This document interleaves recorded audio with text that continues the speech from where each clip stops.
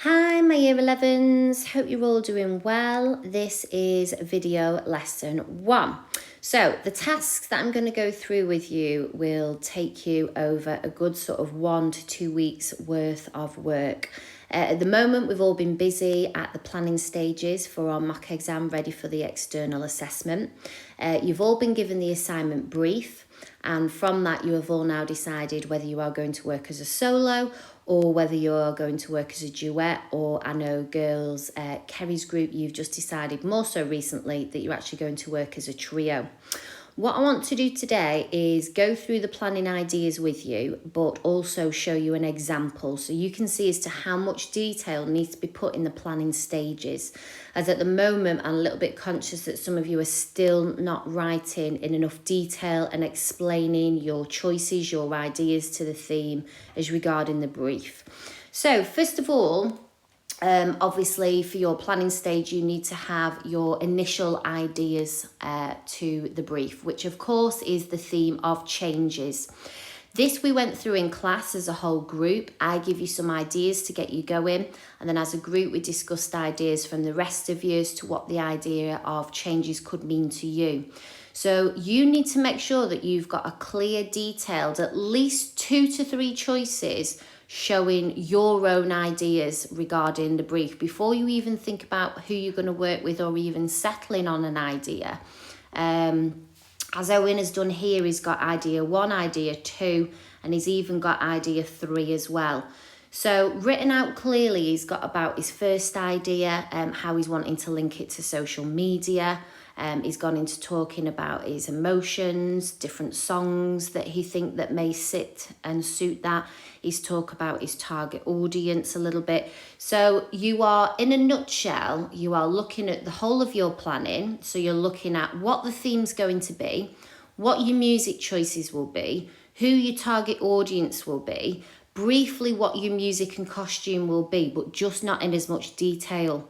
But you need all of that, so a little paragraph for each of those just for your first idea. You then need to do the same for a second idea as well that's linked to changes. So we spoke about it might be change in relationships, it might be changes in mental health, it could be changes in moods. So you need to pick 2 and you need a paragraph about why you've chose that specific theme, how it links to changes, what music you think that theme would suit. So who would be your artist and your song tracks and why? Roughly, have you got any ideas for costume, whether it be colours and lighting again, colours, and who would roughly be your target audience? So you do need a small paragraph on each of those.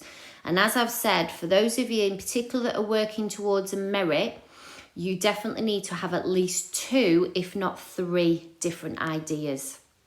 So once I've finished this video lesson, you'll be able to go back to the beginning and you'll be able to pause and you'll be able to have a look at this example in more detail. So as I say, he's clearly set out idea 1, idea 2 and idea 3. And then his final idea is where he's gone into more detail, which is what a lot of you are up to and working on now for each of those areas.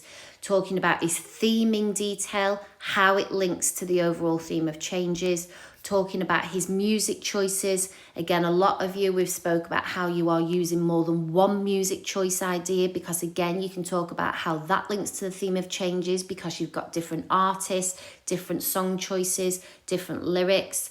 He talks about his lighting, he talks about his costume, he talks about his target audience and who he's going to be working with and why.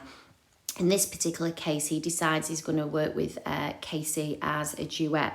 So this is the section where you really need to go into detail. The examiner needs to see that this is your finalised version, that this is what you really want to home into, and that you've got a clear planning set out before you even get to the dance studio.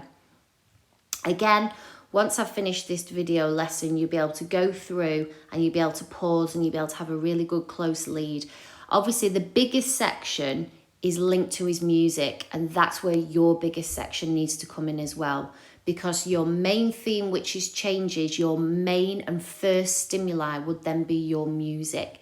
Now, it's absolutely fine to swap and change your music choices. That sometimes will happen. So you might have it all set in concrete, but then, as some of you have now well known, that when we've then started to choreograph that in the dance studio, some of you have felt like some of the song choices don't quite fit, or you've decided actually if you're working as a solo, you just want the one song choice throughout.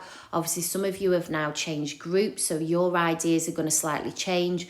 Do not delete or take out any of your initial ideas, because that is where you are going to pick up the most of your marks.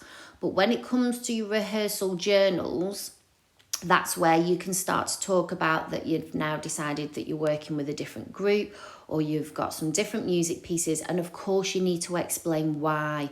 Why have you decided to change those music pieces? How do your new music pieces link more closely to the theme of changes, and of course to your overall theme as well? So again, there's some nice detailed information on this section here about all these different music choices and why you selected them.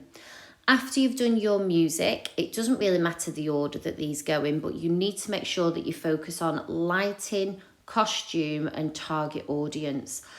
Lighting we've already discussed with some of you. Again, you need to make sure that you're not just picking any old lighting, any old colours because you think it looks pretty. It has got to relate to your theme of changes. So just for example, say I was doing something to do with mental health. I know a lot of you are doing something along that lines, but you're being more specific. It may be that to represent confusion, I might use some flashing lights. So it might start off quite dark with a spotlight and then a simple flashing light to show confusion. If for any reason I'm wanting to show anger or frustration, I might change the lights to have a little bit of a red tinge. Whenever I'm happy, because sometimes with mental health, it's not all doom and gloom. People do find happiness. There is something that takes them to that happy place. It might be that I use a green for the go, or a yellow, a nice bright yellow as if it's the sunshine. And again, it might be that we have like a yellow spotlight, a yellow circle that comes up from the ground upwards as though it's the rising sun, as though that there's light at the end of the tunnel. Again, using lots of bright colours could represent a rainbow to do with peace and happiness as well. So there's lots of different things with lighting. So it's really important, even though I know some of you keep saying, oh, miss, but I don't really know that far ahead yet. It's the examiner wants to see that you can plan, first of all, that you're not just rushing straight into your choreography. That again, even if aspects of these change, that's fine, but they want to see that you've considered them from the beginning. You've considered the dance as a whole, not just this is my music, these are the moves that I want to do. And again, this shows your knowledge and understanding then as a choreographer, as a designer, and as someone that's creating this piece as a whole. So lighting needs to be something that's spoke about in detail. And again, what's really good is if you have got different song choices, relate your lighting to each song choice. So under your lighting, you might have song 1. Say what the song is, and then tell me what is your lighting going to be throughout that song. What is your music choice 2? What is the lighting going to be? Why is the lighting going to be different? Is there going to be flashes of lighting because the song's more powerful? If you've got a song that's more soft and lyrical, again, would your lighting just be more white and contemporary based? So again, keep linking your idea of lighting to your song choices. For those of you that have decided not to use more than one song choice, that is absolutely fine. You won't be penalised for that, and it's not that you would get any lesser grade, but what is really important is to really break your music down. So at what section does your musicality change? Where does it speed up? Where does it slow down? And again, how would your lighting represent that? Where does your dance build up to a little bit of a climax in the music? Where does it become more powerful, more hard, more strong? And again, you need to talk about how your lighting will represent and reflect that as well. So even if you've only got one song choice, you can still go into lots of detail about lighting and talk about how the change in the tone or the tempo of the music will also then reflect the change in the lighting. Costume. Now, I know a lot of you have been struggling with costume. The main thing to think about for costume is colour, whether you'll have a change of costume as well. I'm not saying that you need a full costume change. It might be that you've just got some layers on and you might be taking those layers off or showing different layers. You need to talk about the length of your costume, because that can sometimes show about covering you up, hiding who you are. And as you become more confident or you're wanting to show a different side to you, it may be that you take a layer off, that you reveal something that's more shorter underneath. You need to talk about the texture of your costume as well. This is how much detail we need to think about and how the texture will relate to the theme of changes and to your specific theme. I know I give the example last time about how one of my year 11s, we were looking at jealousy, and we were looking at different changes in a relationship and how something had happened and counteracted this effect of jealousy. We spoke about how people talk about the green-eyed monster. So she wore a green outfit and she explained about how that linked to jealousy. We spoke about 2 different types of textures on the costume. One being more see-through and transparent to show that that's how her feelings and emotions were feeling at the time. And that one that was more guarded, it was very blocked, to show when she was starting to be a little bit uneasy about her relationship. So it is really important to try and even talk about the texture of your material as well. Again, I'm not saying that you've got to have loads of costume changes just because at the moment we're linking it to the theme of changes overall. It may be that you only have the one costume, but again, explain the colours that are on there, whether there's sparkles on there, or again, it's the texture that you can talk about. The other one is the target audience. So as I've said to you, it's going to be quite highly unlikely that you will need to have an audience brought into your dance, but the examiner will want to see that you have considered who would best fit your dance to watch your dance, who would appreciate it, who would be able to learn something from it. And this is something we've already spoke about in great detail during the planning stages in the lessons in school so far. So again, make sure that you're choosing an age-appropriate target audience and that you're being really clear on that section as to why you've chose that target audience. What are they going to get out with it? What are you hoping that they're going to get from your dance? And what is that story trying to put across to them? Something which we've not quite gone into detail yet, but this is something that you will start to need to do as part of your planning, is to roughly plan out some sections for technical and expressive skills. So where in your music might really stand out, where you want to use, it might be, say, an elevation section or a climax section. And you just make a brief note as Owen has done here, as to where in the music you're wanting to show that and why. Again, this will come through more, obviously, in your videos, your progress videos over time, and also in your rehearsal journal. But again, it shows the examiner how detailed you are from the off, that you've even planned some different skills and where you are going to put them in your dance. The other one that we've not quite mentioned yet as well, we talked about as a separate factor, was Owen's called it props, but you may call it props or you may call it other further stimuli. Again, this is brilliant to use in your dance because you can talk about changes in props and ideas, how you might go from using a piece of material to how you might then go to using a photograph and for what reason, how that photograph might be a black and white one at the beginning but might change to colour throughout your dance, and then maybe that photo might go back to being black and white again at the end. I know I tried to speak and home into a lot of you because I do think this is a really good idea, especially for solos, which a lot of us are now having to do given the current situation with COVID, is to use the whiteboard.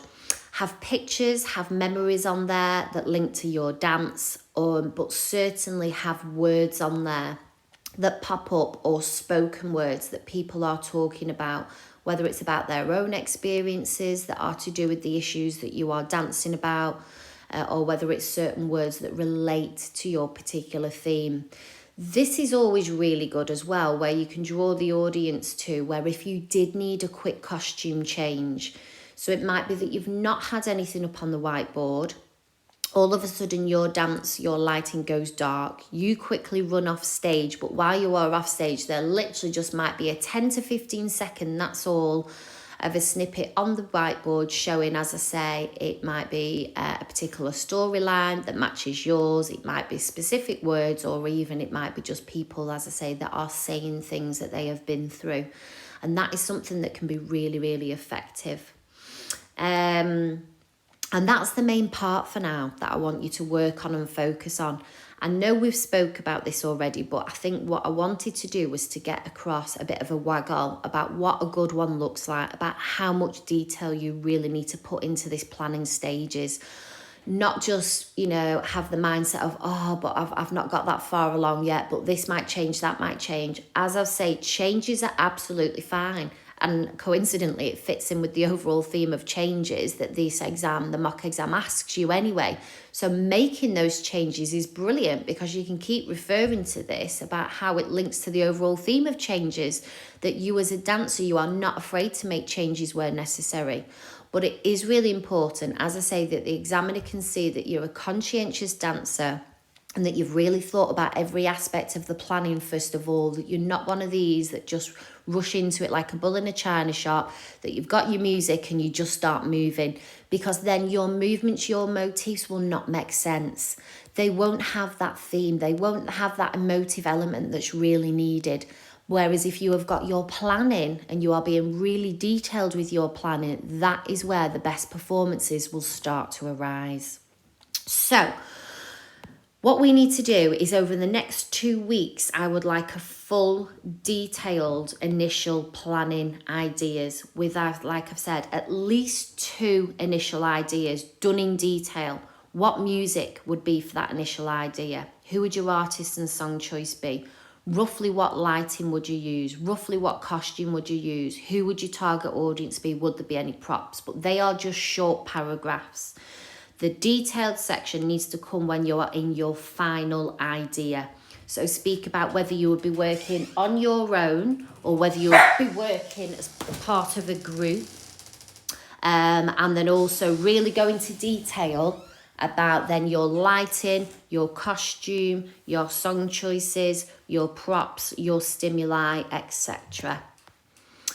Anything else that you may need in the meantime from me, make sure you can just contact me on Showbie or send me an email. There's the group chat, which is now back open as well.